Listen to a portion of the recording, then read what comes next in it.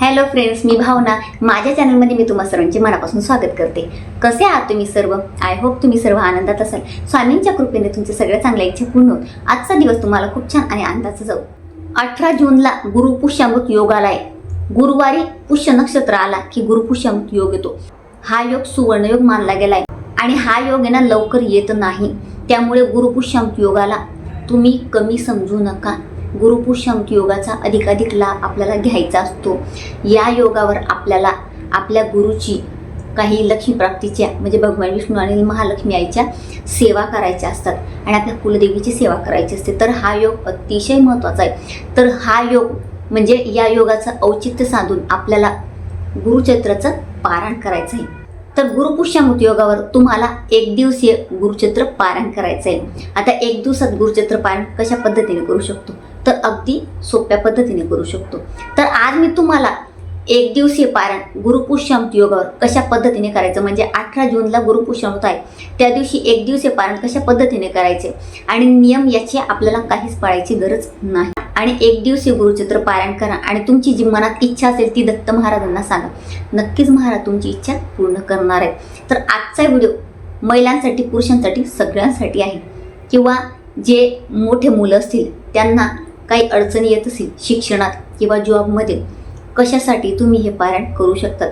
तर गुरुचरित्राचं 1 दिवसीय पारायण कशा पद्धतीने करायचं, कोणतेही नियम न पाळता याबद्दलची संपूर्ण माहिती मी तुम्हाला आजच्या व्हिडिओमध्ये देणार आहे. जर तुम्ही माझ्या चॅनलमध्ये नवीन असणार आणि पहिल्यांदा हा व्हिडिओ बघत असणार आणि तुम्हाला हा व्हिडिओ आवडला तर व्हिडिओला एक लाईक नक्की करा.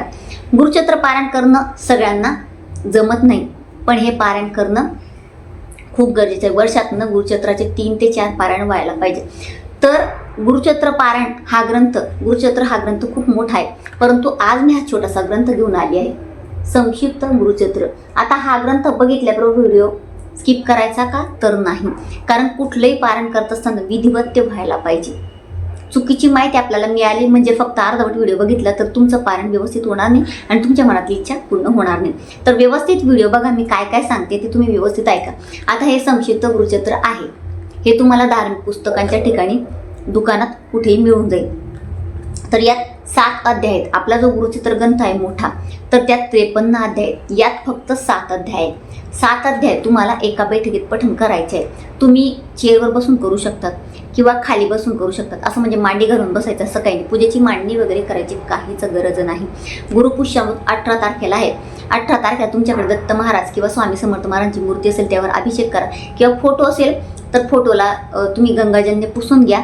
हिना अत्तर वगैरे लावायचं, छान फुलं अर्पण करायची. पिवळ्या रंगाची असतील तर पिवळ्या रंगाची महाराजांना मिठाई अर्पण करा आणि त्यानंतर हे तुम्हाला पठण करायचं. हे तुम्ही सकाळी करू शकता किंवा सायंकाळी एका बैठकीत करायचं आहे. याला पठण करायला मोजून फक्त 15 ते 20 मिनिटं लागतात, जास्त वेळ लागत नाही. 20 मिनिटात तुमचं हे पारायण होणार आहे. आणि तुम्हाला तिथे बसून म्हणजे जेव्हा तुम्ही सुरुवात करणार पठणाला तर तुम्हाला संकल्प करायचा आहे. हातात फूल, अक्षदा, पाणी, हळद, कुंकू सगळं घ्यायचं आणि त्यानंतर तुमचं नाव, गोत्र सांगायचं महाराजांना आणि महाराजांना सांगायचं, महाराज माझी ही इच्छा आहे, एवढी माझी इच्छा पूर्ण करा. किंवा तुमची दरिद्री असेल, तुमचं कर्ज आहे, तुमचं काय आहे दुःख, संकट, ते महाराजांना सांगा आणि त्यानंतर की मी त्यासाठी महाराज हे 1 दिवसीय पारायण करत आहे, एवढी माझी इच्छा पूर्ण करा आणि हे पारायण तुम्ही माझ्याकडून व्यवस्थितपणे पूर्ण करा. आणि तुम्हाला शक्य असेल तर सायंकाळी दत्त महाराजांच्या किंवा स्वामी समर्थ महाराजांच्या केंद्रात जा किंवा मंदिरात, मठात तुम्ही जाऊ शकता आणि त्यानंतर याचं पारायण करायचं म्हणजे याचं पठण करायचं. 7 अध्याय हे आहेत. अध्याय अगदी छोटे छोटे आहेत आणि भाषा सुद्धा सोपी आहे, त्यामुळे हे पटापट आपलं पठण होतं. तर 20 मिनिटात हे तुमचं पठण होणार आहे. आता हे तुम्ही सकाळी किंवा सायंकाळी पठण करा, एका बैठकीतच करायचं, एवढाच नियम आहे. नियम एकच आहे की तुम्हाला एका बैठकीत याचं पठण करायचं, बाकी कुठलेच नियम नाही. कारण कांदा लसूण याला वर्ज्य करायची गरज नाही. ब्रह्मचर्याचं पालन तुम्हाला करायची गरज नाही, कारण सकाळी किंवा सायंकाळी तुम्ही याचं पठण करून घेणार आहात, याचं पारायण होणार आहे. तर त्यामुळे ब्रह्मचर्य नाही पाळलं तरी सुद्धा चालेल. फक्त एकच नियम की एका बैठकीत याचं पठण करायचं आहे. आणि गुरुवार असल्यामुळे आपण मांसाहार करतच नाही, ही गोष्ट तर सांगायची गरजच नाही. तर कुठलाही नियम न पाळता तुम्ही 1 दिवशी याचं पारायण करू शकता. नक्की याचं पारायण तुम्ही करा म्हणजे करा. महिलांचे जर या दिवशी पिरियड्स आले तर मी माझ्या म्हणजे दादांना सांगेल की विनंती करते मी तुम्हाला की तुम्ही तरी याचं पारायण करा, हे तुम्ही पठण करा. जॉबवरून आल्यावर सुद्धा तुम्ही करू शकता. तर बघा तुम्ही, इतके सुंदर तुम्हाला दिव्य अनुभव येतील. यात म्हणजे दिलेलं आहे, गोष्टी दिलेल्या आहेत यात.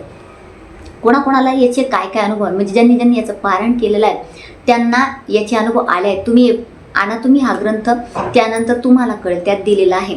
तर इतके सुंदर सुंदर अनुभव आलेले आहेत सगळ्यांना, आणि पर्सनली मला सुद्धा आला आहे. मी तुम्हाला खरंच सांगते, कळकळीची विनंती करते की सेवा करा, सेवेला महत्त्व द्या. बघा, फक्त उपाय करून होणार नाही, उपाय आपण करणारच आहोत, परंतु सेवा करणं खूप जास्त गरजेचं आहे. जोपर्यंत तुम्ही सेवा करणार नाही, एखादी तरी सेवा कधीतरी व्हायला पाहिजे. दररोज नित्यनेमाने होत नाही, परंतु असे जे विशेष दिवस असतात, आणि गुरुपुष्यामृत हा योग तर म्हणजे सुवर्ण योग आहे, सोन्याचा दिवस आहे, सोडायचा नाही. या दिवशी शक्य असेल तर दान धर्म करा, आणि याचं एक दिवसीय पारायण सगळ्यांनी नक्की नक्की नक्की करा. आणि मला कमेंटमध्ये तुमचे अनुभव नक्की शेअर करा.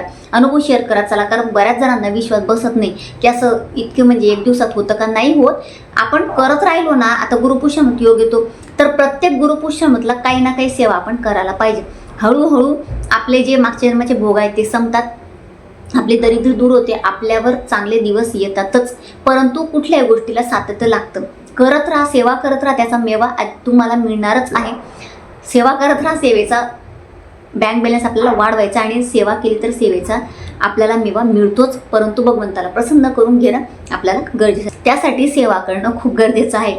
तर खूप बडबड केली मी, तर तुम्हाला म्हणजे बऱ्यापैकी मी सांगितलेलं आहे.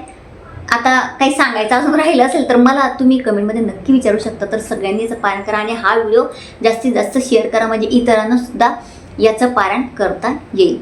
तर अतिशय छोटीशी माहिती ती जी मला तुम्हाला द्यायची होती. जर तुम्हाला माझा आजचा व्हिडिओ आवडला असेल तर व्हिडिओला लाईक, शेअर, चॅनलला सबस्क्राईब, आणि आपल्या भावनाज लाईफस्टाईल या फेसबुक पेज आणि इंस्टाग्राम पेजला फॉलो नक्की करा.